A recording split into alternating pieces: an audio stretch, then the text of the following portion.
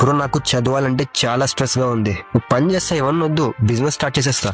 ఇవే మావా నా ఒక ఫ్రెండ్ చెప్పిన డైలాగ్. ఇప్పుడు 12th ఫెయిల్ అయ్యాడు. మావా నేను ఓకే అగ్రీ చేస్తా, కొన్ని సబ్జెక్ట్స్ ఉంటాయి మన కాలేజ్ లో, అవి రియల్ లైఫ్ లో అప్లికేబుల్ కావు. బట్ దాని మీనింగ్ బిజినెస్ ఈజీ అని కాదు. ఇన్స్టాగ్రామ్ రీల్స్ లో బిజినెస్ మైండ్ సెట్ అని, రిచ్ లైఫ్ స్టైల్ అని, హ్యూజ్ కార్స్, హ్యూజ్ ప్రాఫిట్స్ ఇవన్నీ చూపిస్తారు. కానీ అవన్నీ బిజినెస్ ఎండ్ రిజల్ట్స్ మావా. అందులో అన్ని సక్సెస్ఫుల్ బిజినెస్.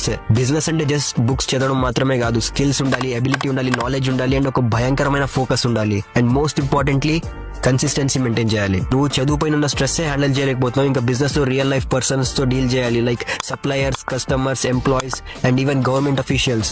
వీళ్ళందరినీ ఎలా హ్యాండిల్ చేస్తావు? చెప్తారు కొంతమంది బిజినెస్ అంటే చిల్ రా, దాంట్లో ఎవరి కింద పని చేయాల్సిన అవసరం లేదని. కానీ బిజినెస్ లో ఉండే ప్రెషర్ నెక్స్ట్ లెవెల్. సో ఈ వీడియో చూసే ప్రతి ఒక్కరు చెప్తున్నా, ఫస్ట్ స్టడీస్ పైన ఉండే స్ట్రెస్ ని హ్యాండిల్ చేయడం నేర్చుకోండి. దాని తర్వాత ఒక బిజినెస్ మైండ్ సెట్ ని బిల్డ్ చేసుకోండి. బిజినెస్ అనేది మ్యాగీ కాదు మా 2 minutes లో రెడీ అవ్వడానికి.